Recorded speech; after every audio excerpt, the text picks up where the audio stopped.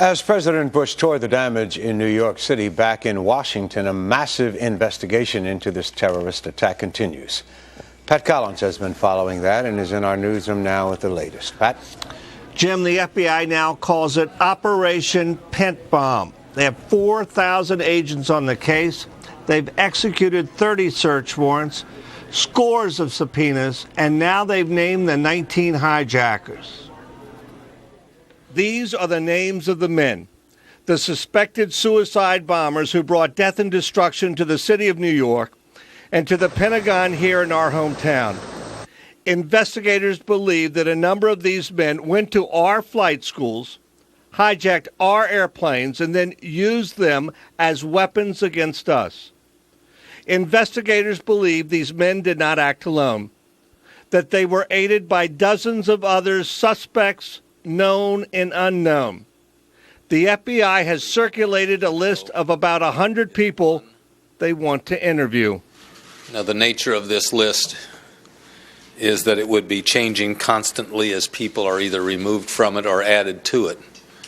But we believe that the individuals on the list may have information that could be helpful to us in our efforts.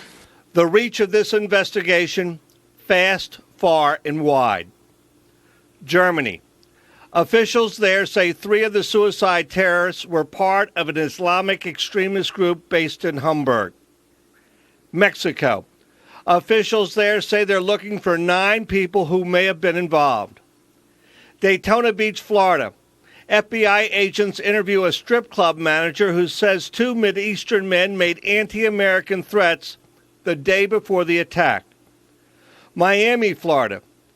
2 cruise ship passengers detained by the INS and FBI. At this point, it's unclear as to what, if any, connection this may have to the case. Vienna, Virginia. The FBI interviews people who live close by a place said to be a former home of one of the terrorists. There have been a number of false alarms. Yesterday at New York airports, 2 groups of men detained. The terminal shut down. A lot of confusion. But as it turns out, it had nothing to do with the terrorist attack.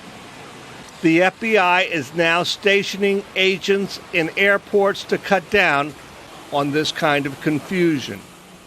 The FBI says it's working on 36,000 leads. So far, no arrest. Now, this just in from the AP. They say the FBI now has evidence that Atlanta was also a target of the terrorists. More details on that when they become available. Jim? Pat Collins, thanks.